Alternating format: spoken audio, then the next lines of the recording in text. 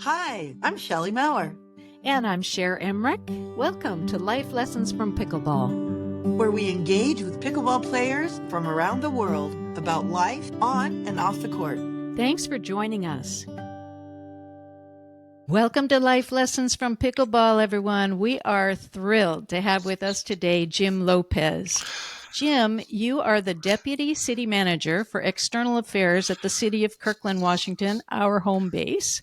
And Shelley and I recently had the fun opportunity to be on your podcast this week in Kirkland, along with your terrific podcast team, Kate, David, and Nate.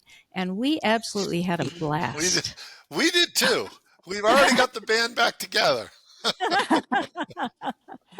Jim, we learned on your show how passionate you are about the sport of pickleball. Love pickleball. But before we get into that, tell us what the Deputy City Manager of External Affairs does. Yeah, I mean, as I say every week on our podcast, I am one of two deputy city managers at the city. And my purview is more external facing. So I'm the deputy for external affairs. And we have a deputy for operations. And together we work to run the city manager's office for our city manager, Kurt Triplett. My purview is like civic engagement and communications, economic development, diversity and belonging. I have the Arts Commission and the Tourism and Development Committee and the Library Board. So it's a lot of how we communicate to the community and how we listen to the community. And I also run the city manager's office. So I kind of serve as the city manager's chief of staff as well. So I have that internal function. So there's it's a full day. I know we mentioned that we're going to ask you about your job, so you had to take notes because there's so many things. That is a fact. I was like, let me write a few of them down. I don't want to leave a line of business out. So what inspired you to even get into this business of working in city administration? It's a wonderful question. I am a lawyer and I practiced law for many years. I'm originally from the Boston area, and I really appreciate and love the idea of communicating and advocating and kind of being in the battle of ideas, and that kind of evolves into like trying to do things for the betterment of society. And I felt like my skills had evolved to the point where I would like to be in the public square, making policy and talking to folks about that, and really doing the important work of trying to listen to the different perspectives and synthesize those perspectives and try to come up with something that improves the quality of life for folks and, enhances the level of public engagement. Well, you definitely do that, and you are so well suited because you're an awesome communicator and so much fun. I really appreciate it. We've been joking. We have this Week in Kirkland podcast, and obviously that's what you guys run. Part of the reason why that whole podcast exists is try to both give folks information about the city, much needed information, what's coming up this week, what's coming up at council, what you might want to tune into, but do it in a way that promotes a sense of community. Meeting wonderful people like you and your cool podcast and how much you love and care for the community. I think it helps build a space where folks feel more comfortable to learn about the city and then contribute to the city. And I think to learn in a more fun and interesting way too. Yeah. And now we know who we go to if we want more pickleball courts. That's right. I have no doubt that will be a consequence, a wonderful one of our pickleball episode is, there's a huge demand for courts. And I'm in that line too, by the way. I love being a good pickleball court. How did you first get introduced to pickleball?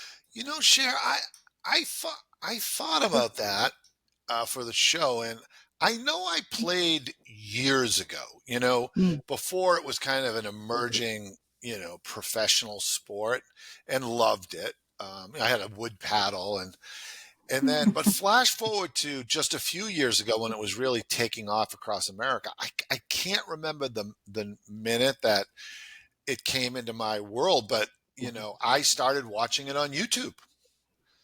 And I'm a big tennis fan. I grew up in Uh-huh. the John McEnroe era. Love watching and playing tennis. Yep.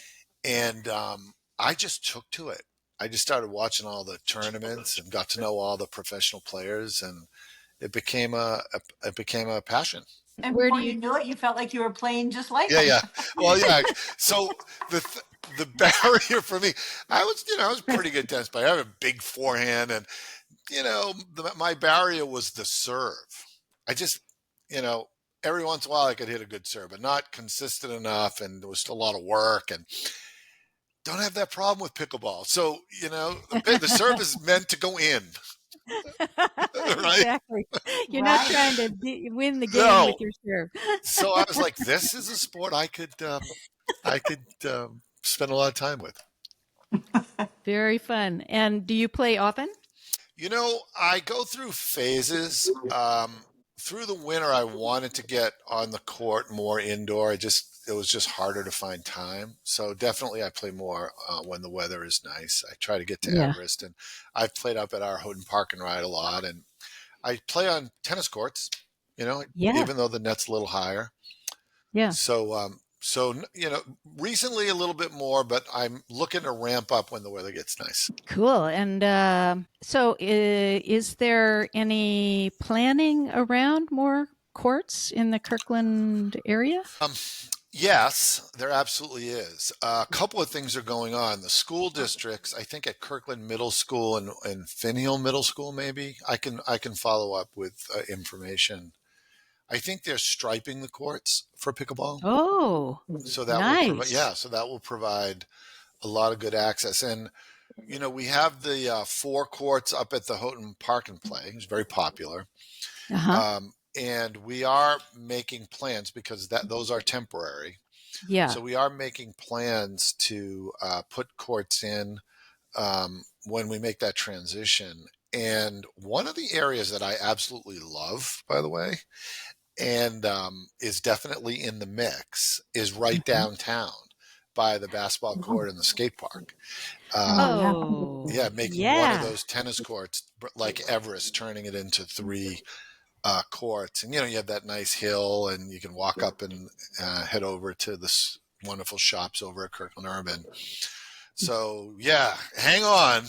Hang on. Uh, And are you able to talk about what the plans are for the Houghton area, or is that still kind of QT? well, no, not at all. The contrary. The principal option right now is to site the Seattle Kraken hockey iceplex there.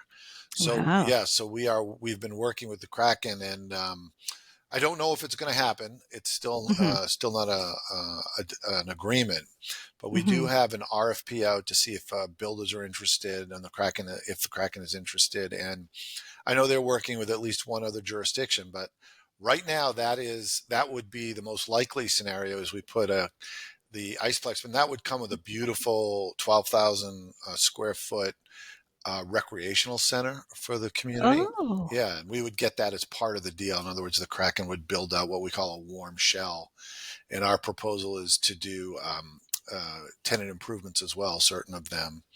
And we even have on our website, which I can send you a link to, images of the community center. It's desperately needed. The idea of more space for people to come and meet and enjoy each other. So that's the big idea right now for the park and play. Nice. But Nice. stay tuned on that because it's a fluid situation. You bet. So, will there be pickleball courts inside that structure? Unfortunately, no. Okay. It's really utilitarian space. It's just a lot Uh-huh. of Yeah. beautiful rooms and visual areas.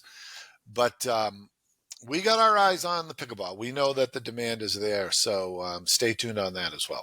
Nice. And Yeah, having because you so passionate about pickleball, that helps a lot. Yeah, yeah. Oh, yeah. yeah, because I was So, going to say the yeah. popularity of pickleball has really created challenges for all city managers, Yeah. I'm sure. Yeah, Yeah. I mean, it's the game itself has this wonderful community aspect to it, right? Yeah. People Mhm. play pickleball in big numbers. And of course there's singles too, but I think for the most part you're playing doubles, right? Is that your experience? Yes. Mhm. And you get the lines of people waiting and you talk, and it's really become a really nice way to share your experiences with the community. And yeah, so it has multiple levels of benefit. One of the challenges is that it's loud.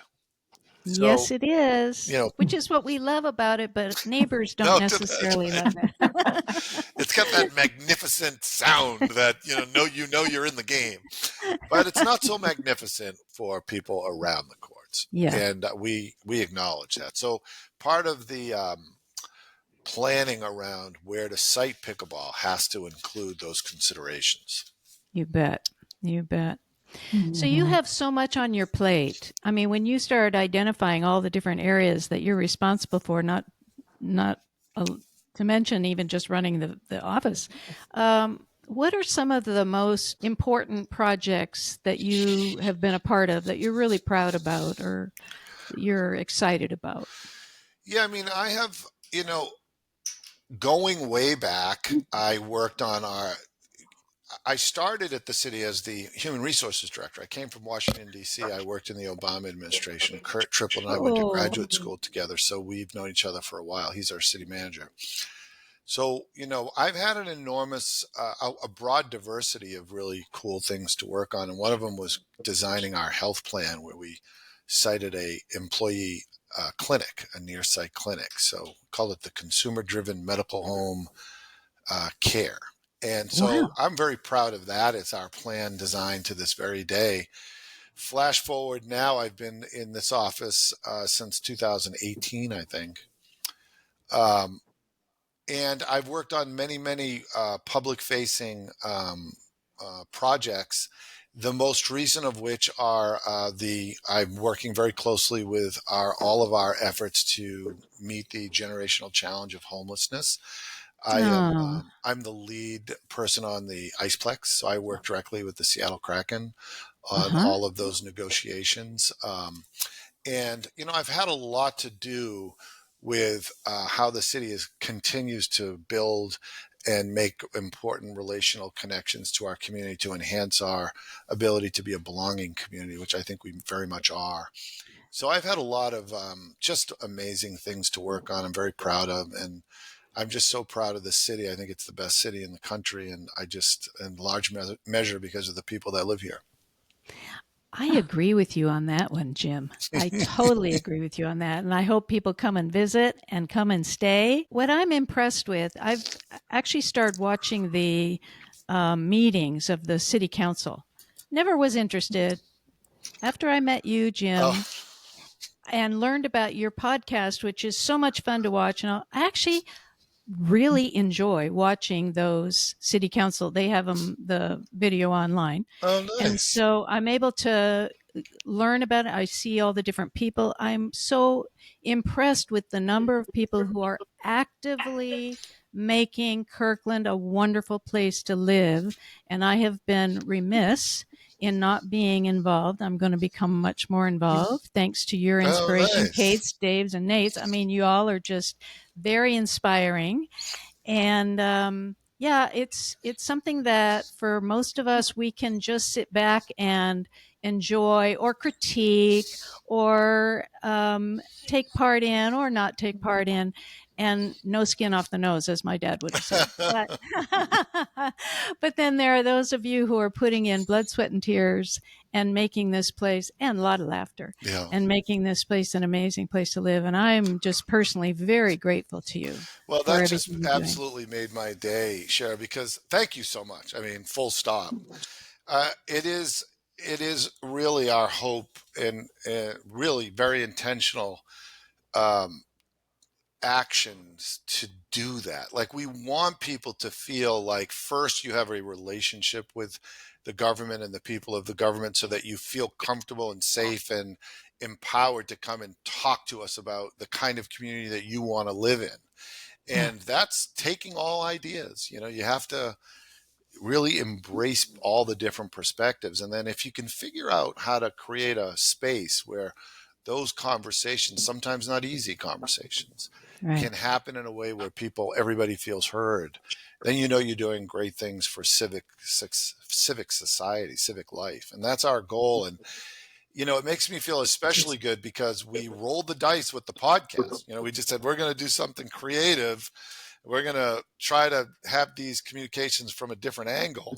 Yeah. And hearing your response and how we've connected is the kind of feedback we were hoping to receive. And I actually want to put it out to everyone else around the country, around the world, that it's such a great idea for governments to step down from this pedestal that we usually hold you all up on and to relate one-on-one. And your podcast this week in Kirkland, by the way, this week in Kirkland, your podcast is so much fun. The first maybe 10 minutes or so is about what's going on locally. And honestly, even people across the country would get a lot out of that information because it can give them ideas on what they could be doing in their own cities, right? And then you interview people like Shelley and me, but also others. You just had Danny Marie, who's helping people from all different fields in entertainment. She helps them fulfill their dreams. And then you also had Aaron Goldsmith? Yes. Who is the Mariners sportscaster. Yeah, he was so much fun. Oh my gosh. And you guys are a hoot. You and your team are absolutely hilarious. And so it's just a fun way to get information about what's going on locally, but also to get to know the other people in our community. I hope every city does what you're doing. I think it's fantastic. It's interesting. We're trying to thank you so much. I mean, that's our goal. That is our goal. We got a text, like we're asking folks to text in the show and give us ideas. We got a text from a person saying, thank you so much for the podcast. It makes me feel safe. Oh, wow. That's sweet. Isn't it? It's really sweet. Yeah. To meet your civic leaders and all the wonderful people that contribute to the community, the guests, and hear them in a fun, slightly irreverent way where we're just trying to, have a conversation. It makes you feel more connected, and to hear that kind of feedback really touched us. That's it really makes you feel approachable, right? Which makes people feel safe. Yes. Yeah. That's excellent. Which isn't the case always. Yeah. Right. So back to pickleball. Yes. When we were on your podcast, it was so fun. You had your 3 F's of pickleball. Do you remember those? I love those. Okay. We had a total connection. We didn't practice this, right? I did a little homework. The 3 things that I talked about were flow, the state of flow. I think the game is just easy to learn, but very difficult to master, Yeah. So it puts you in this enjoyable state right off the bat. Mm-hmm. Then the next thing I personally think is you get to look great. Sorry, but I love me a good tennis outfit, which is now a pickleball outfit, basically. The fashion. The fashion. That's right. That's F number right. And then the last one, of course, I had was the community. It's very, it's just such a social game. It's easy to understand how it's taking off because it's a place to go to meet folks and get on a text chain or listserv and, meet up and, just learn about who your neighbors are. Just fun. I love that. Fun, fashion, and flow. Fun, fashion, and flow. That was so funny. So, good, and your 3 are?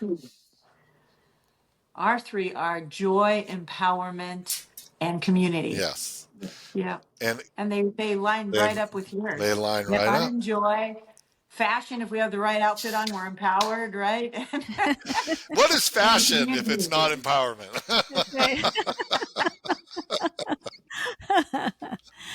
And so, with all that you've been doing in your political life, your administrative life, in your communications, and playing pickleball, have you come across some life lessons that either you've learned on the court that you use in your life, or lessons that you learned in your life that you find yourself using on the court?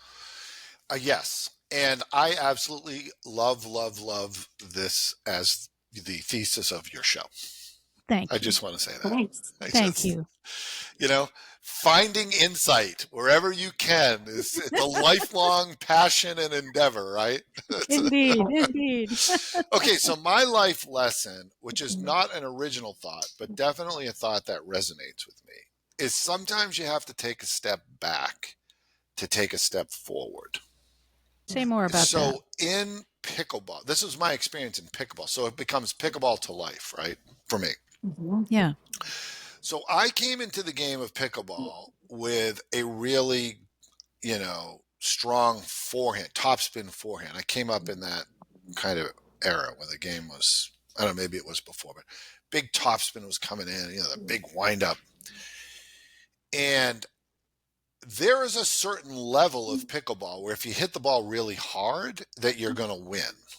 Mm-hmm. Like if you're out there, I think with, folks that are kind of learning the game like I was, and you come in and you just have a lot of brute force, hit it hard, maybe hit a top spin on it, you're probably going to prevail over someone of that level.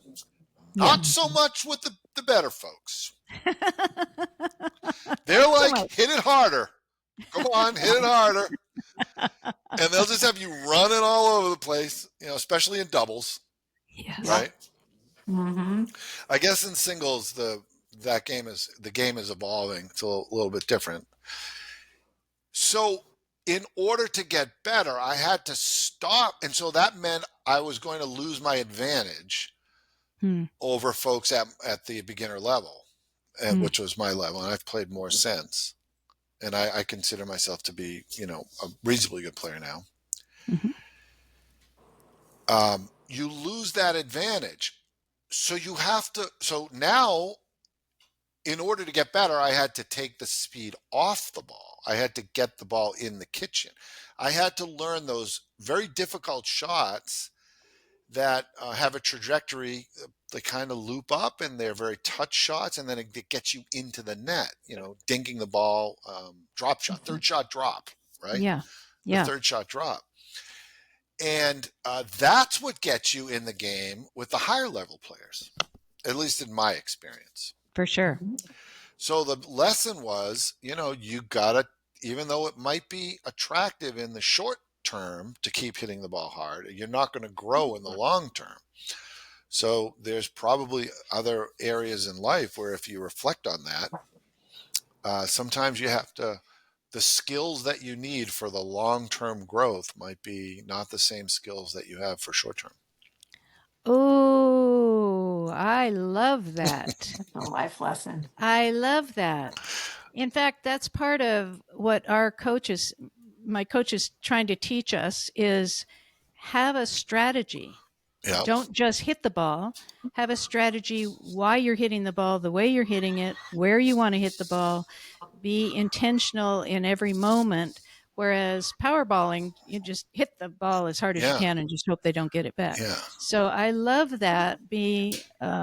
Step back from what we typically would do and make sure it's really what is going to take us in the long run to where we want to go. Yeah, you've said it better than I think. No, I didn't. I just made a few words out of that really wonderful explanation. Good on you. Yeah. Sometimes the easier thing isn't necessarily, maybe sometimes it is, but sometimes it isn't the thing that's needed in the moment. And I love your thought about the thinking strategically, you got to take a minute and assess what's needed in the moment.